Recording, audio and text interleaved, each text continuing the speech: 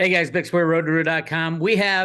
It's been a while. Andy Schectman is back on. Everybody wants a piece of Andy these days. He had a little bout with some kidney stones or something, and then he's back, and everybody wants a piece of him, but we got him for, a good 20, 30 minutes. Andy, how are you, my friend? How are you Good to feeling, see you. first of all? Oh, I'm good, Bix. I'm telling you, man, it was the most god awful agony I've ever felt in my life. If they would have told me just bite off the tip of your pinky, it'll all go away, I would have done it. So, You said pinky, right? yeah, right here. I mean, and needless to say, I'm out of the woods. It's all good. And I guess when you live in Florida, you got to drink a whole lot more water, is the moral of the story. So Okay. it's all good, healthy, and back at it, and back to my fighting weight. So, anyways, Good. it's good to be here. That's for I sure. I see you everywhere. Bricks is in front of everybody's face right now.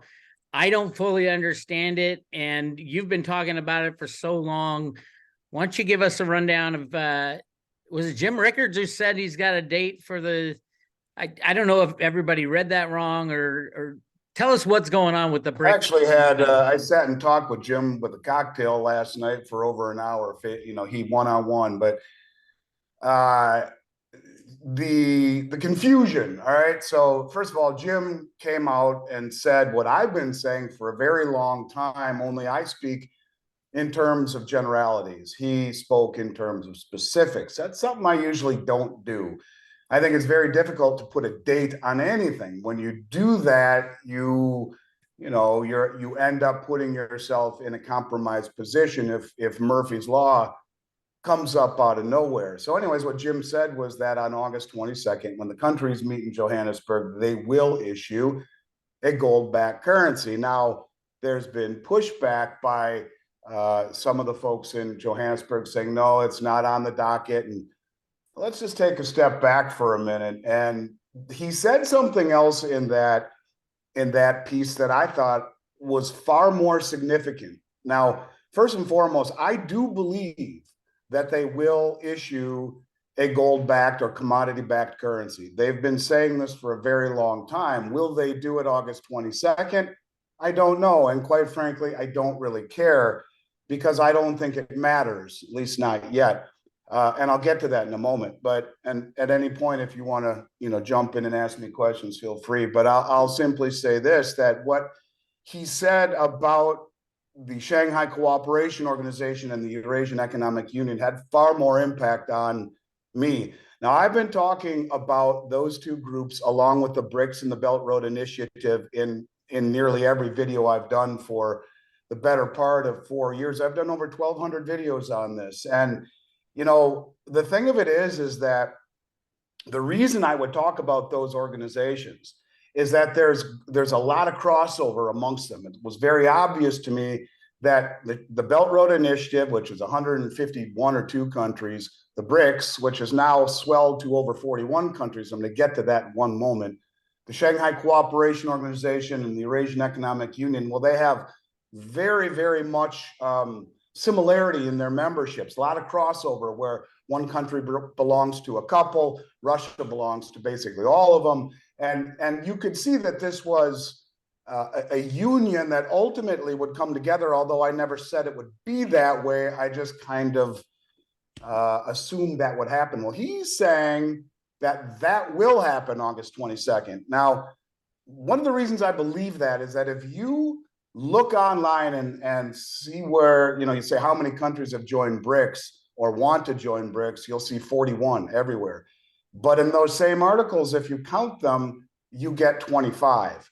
Now, if you take the countries in the Shanghai Cooperation Organization and the Eurasian Economic Union that haven't already joined BRICS and add them into the number 25, you get damn near 41. And I'll simply say this: let's talk about the Shanghai Cooperation Organization for a minute. It is the largest regional and military group in the world. It is 60% of the Eurasian landmass, 40% of human population. The Belt Road Initiative right now, with all of its expansion, is 75% of human population, 50% of global GDP, or, it's swelling.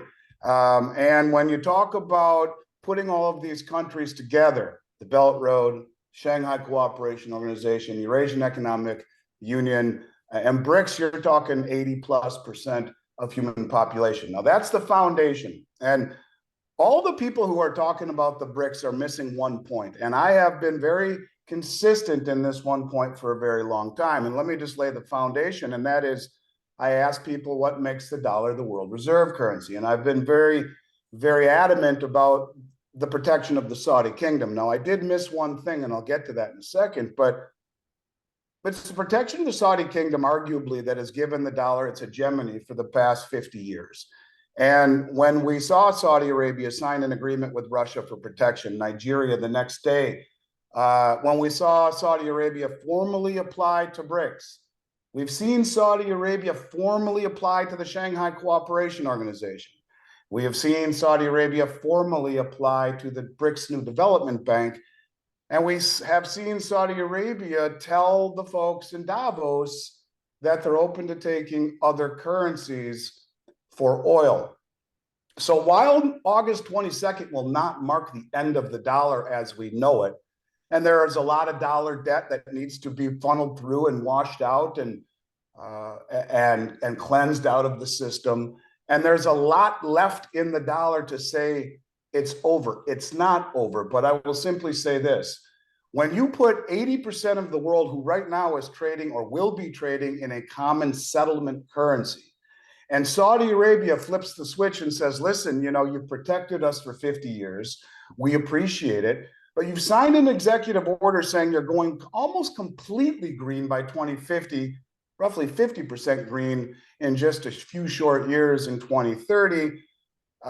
Your currency's been inflated, and we see you have 150 plus trillion in unfunded liabilities and liabilities. So we know you're going to have to print. So we're going to join with the folks, roughly 80% of human population, if not more, who are not going green. Two of the three largest nuclear arsenals in the world, and a whole bunch of countries that share similar interests. So I guess what I'm simply saying is this. The trend is in motion.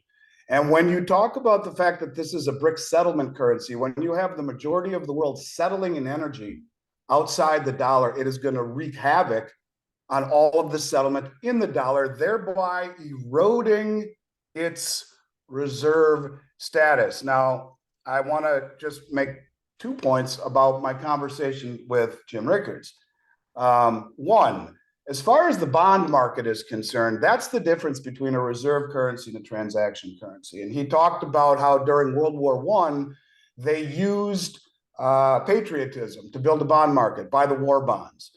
If this plays out the way that I think it will, where at some point Saudi Arabia moves to taking other currencies, perhaps the BRICS settlement currency, and if not before that, maybe the yuan, which is convertible into gold on the Shanghai Gold Exchange, or whatever it is, and all of these countries dump dollars. They no longer need to hold those dollars.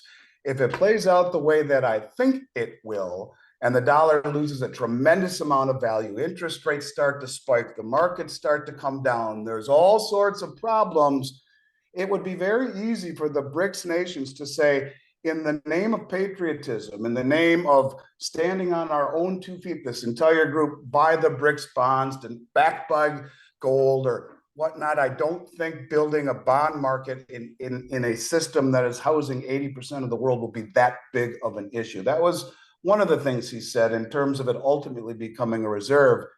And the last thing that he said was pretty much, kind of blew my mind. And that was that he said, you know, first of all, let's say, if for those that don't know Jim Rickards, he was hired by the CIA or commissioned by the CIA to come in and talk about war games, financial war games. What can a country do to us financially? And his idea right now about what the BRICS could very well do was pretty fascinating. He said, if I were the BRICS, what I would do is I would make one BRIC currency equal to the price of gold.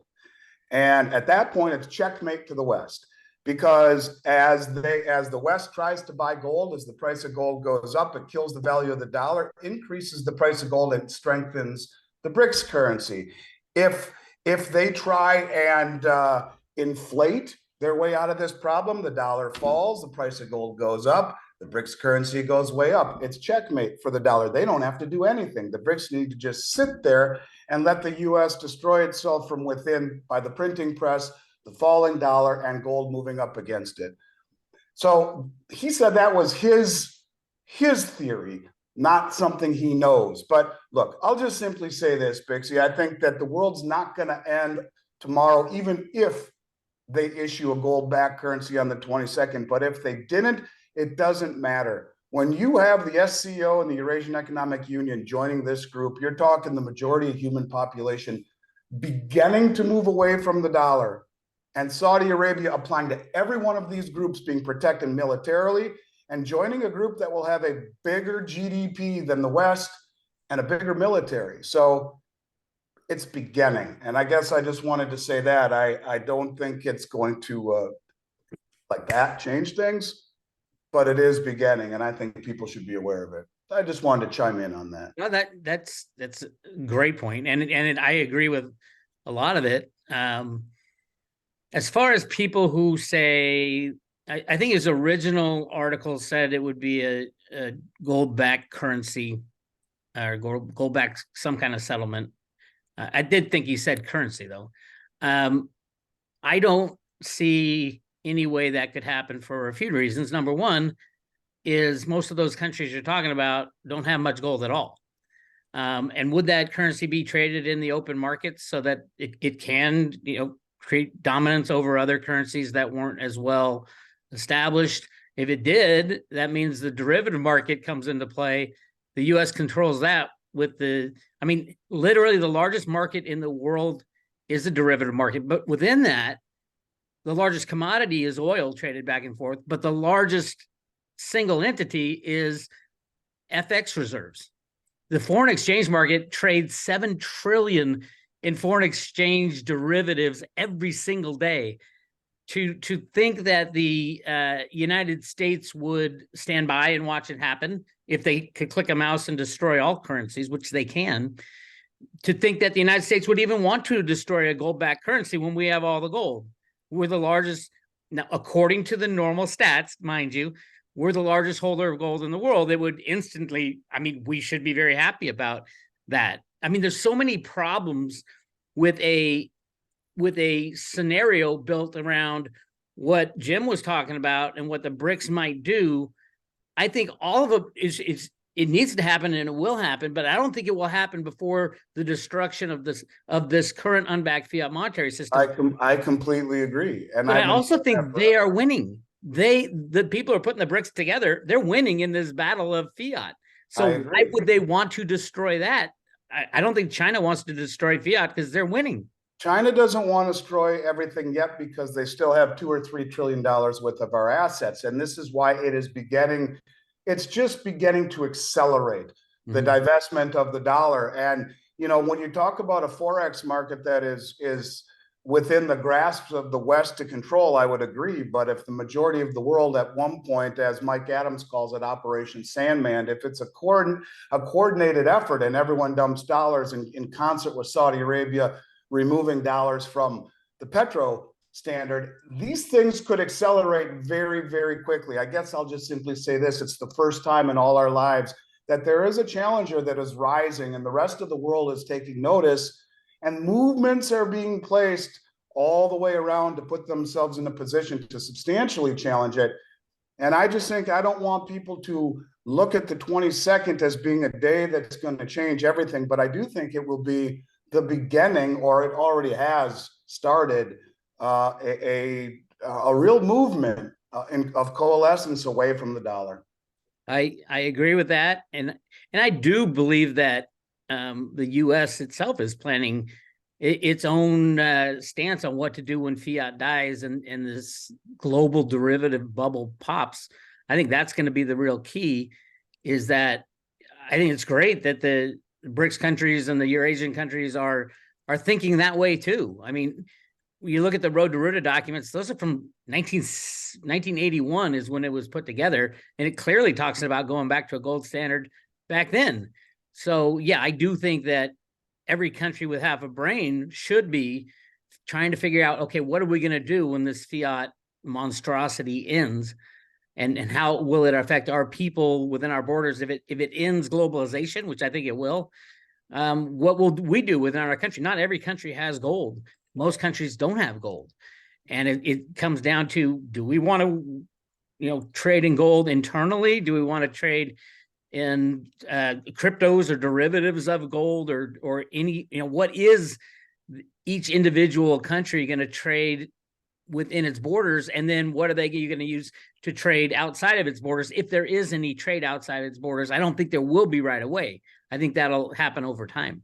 And I believe and I agree with just about everything you're saying as well. I take a step back from all of this, and I see a guy named Jared Bernstein, who is the chief economic advisor to the White House, whose main thesis is to ditch the dollar's reserve status because of the distortions and trade imbalances it creates. And I look at a world where, if you wanted to do that, what would be the two things you would do? You would weaponize the dollar, make the whole world think, are we next? And then you would antagonize and push away the one thing, the linchpin of the dollar hegemony, that being Saudi Arabia. We've done a damn good job of that. And then I think you look on the inside, and I would make a statement that, the U.S. has done more to destroy itself than any of our foes could have ever done over the last several years. And you talk about, when I was doing this with you in 2020 and we couldn't say certain words or you'd get strikes, that the censorship freaked me out more than the virus did. The cancel culture, the election interference, the obsession with transgenderism, all of these things were destroying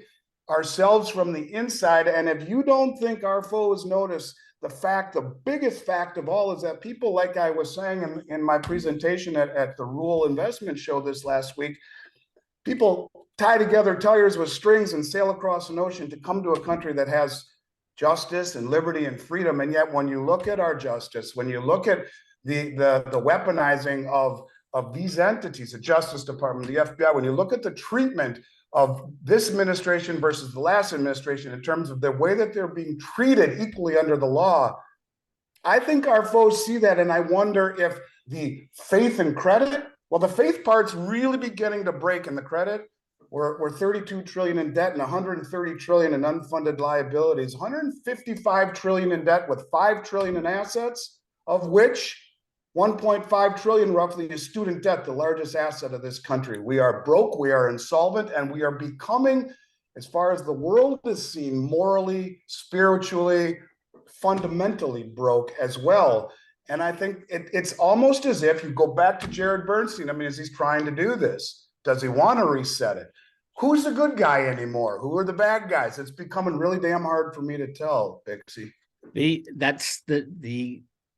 That was my overall take back when I discovered the Roto-Rooter stuff originally. It was like when Greenspan started creating money out of thin air, and he was the first to blow these massive bubbles after Volcker. Everybody said, "Oh my God, he's the worst Fed chairman ever." And I'm like, wait a minute. What was Greenspan before he was the head of the Fed? He was the biggest gold bug in the world. What's the best way? And there's an economic formula called On the Road to the Golden Age, which is in the Roto-Rooter documents. That's what Rooter writes in the sand. What's the best way to get back to a gold standard is to print money beyond belief. Print so much money that it's just gotten ridiculous and nobody accepts it anymore. I think that's what we've been doing.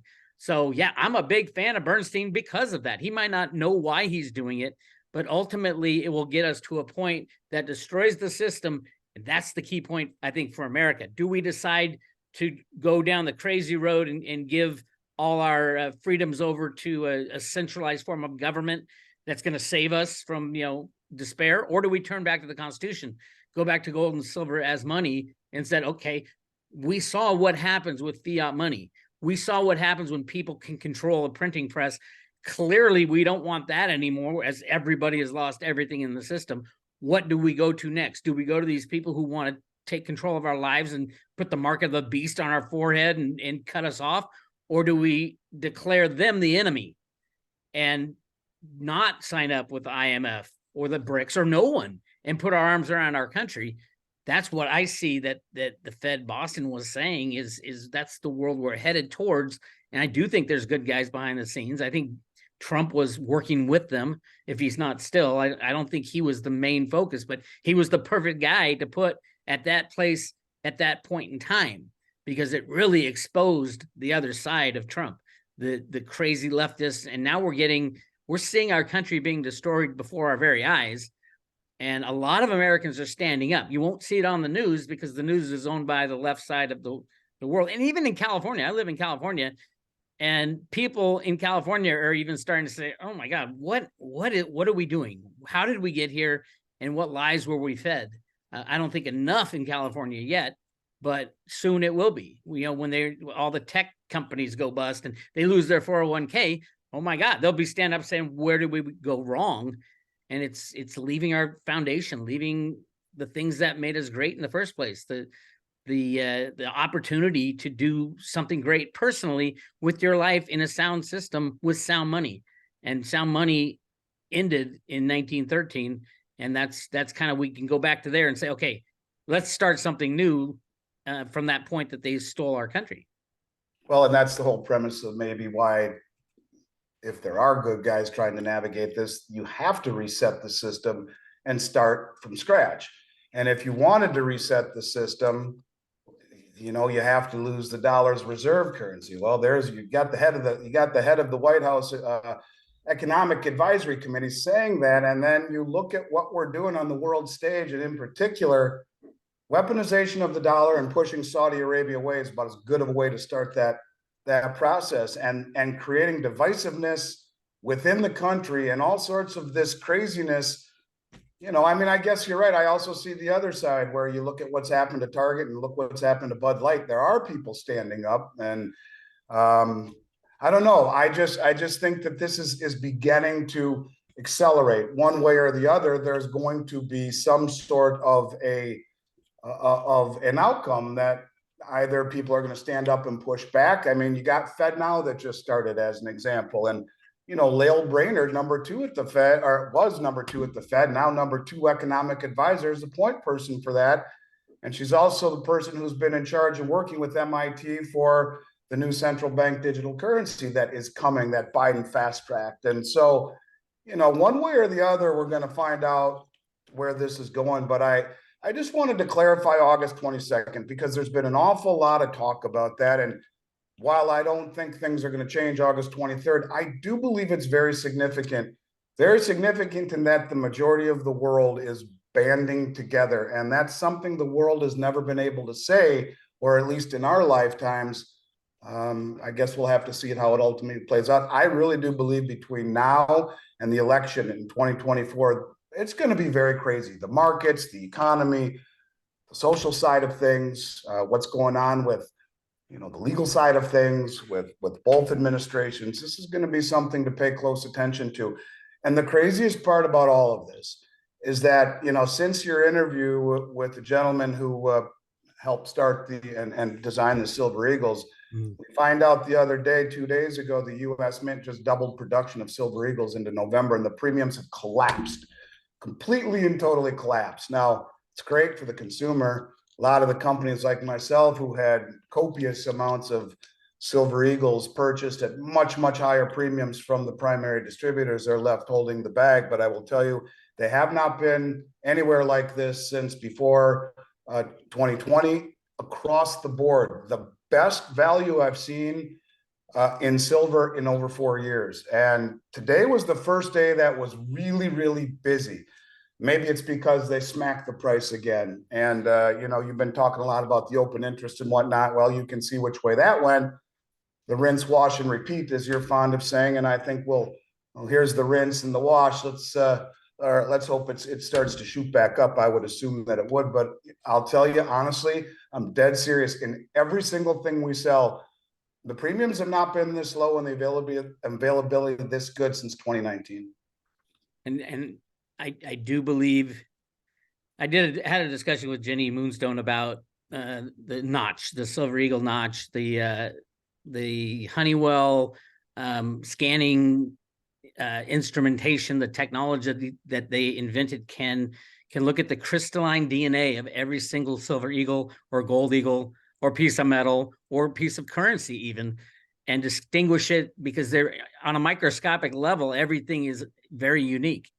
And the technology that they invented, and they sell that technology currently, And David Ryder, the old head of the Fed or the head of the Mint, was the guy in charge of that program at Honeywell. So there's no doubt in my mind that this new security measure, the notch, as it's known, is involved with a situation where you can use Silver Eagles, identify them as its own standalone unit.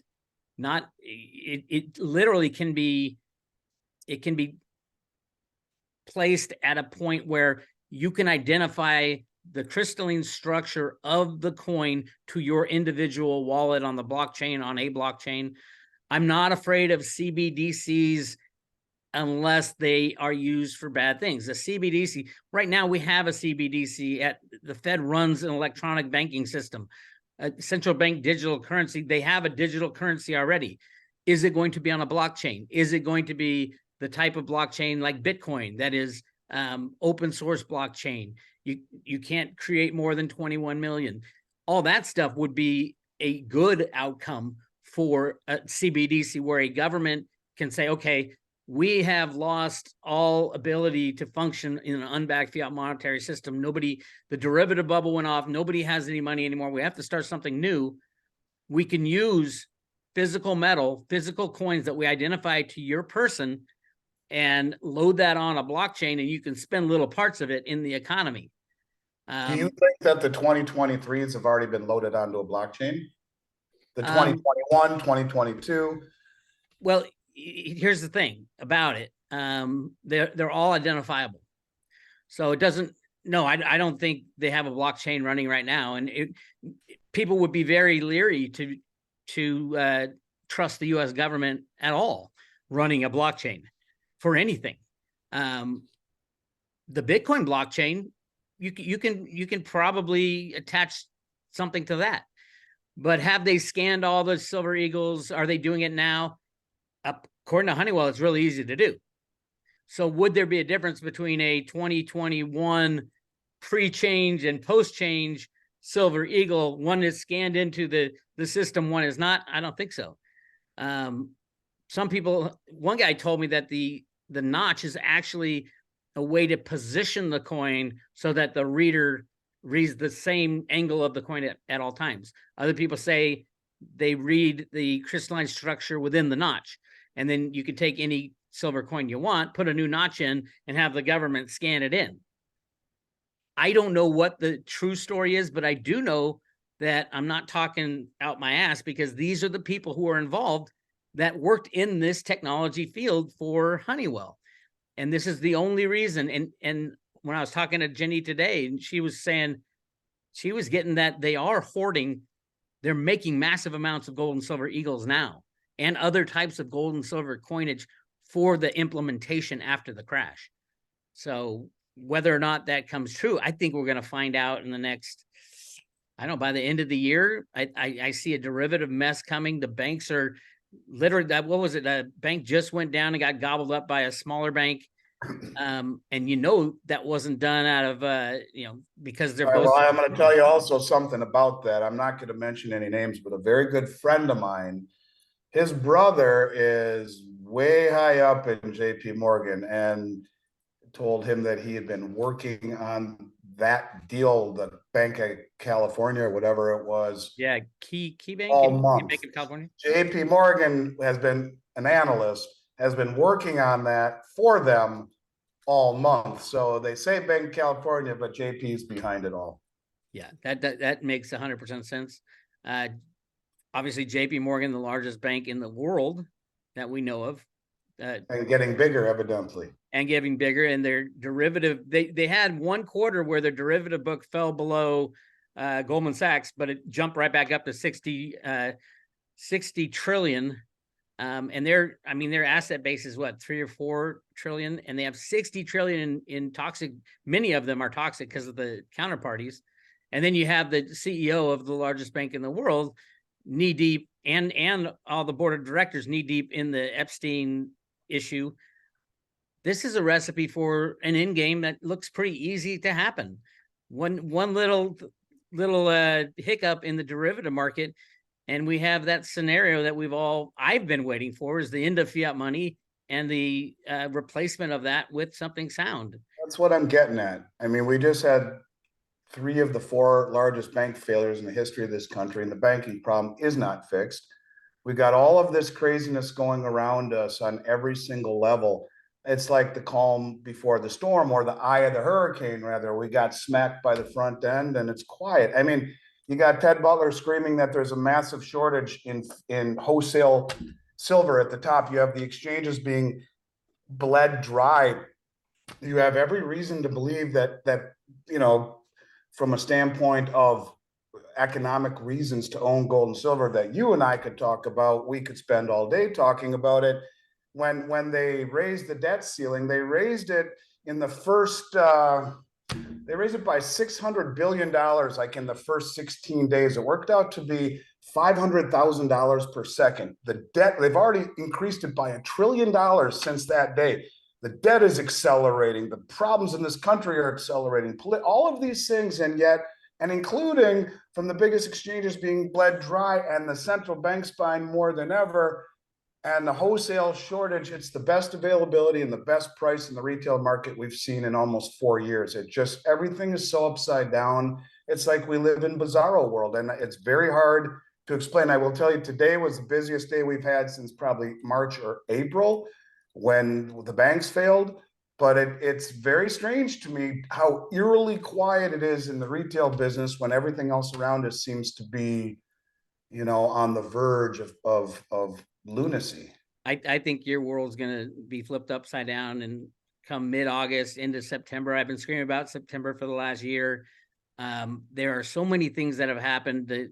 The FDIC has to report on all the underwater assets, and mainly it was caused by the bonds being, you know, interest rates go up, so the bond value goes down.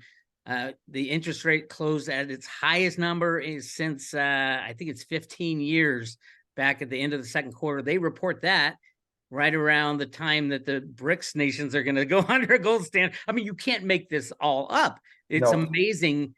All I'm saying, and I think what you're saying too, is if you're hesitating at all about getting physical silver and gold. I hate saying gold because silver's such a I know. silver's now 80 to 1 again. I know. I agree. But if you are hesitating for any reason, there's no time left to hesitate. I think Andy's going to be busier than you can even shake a stick at.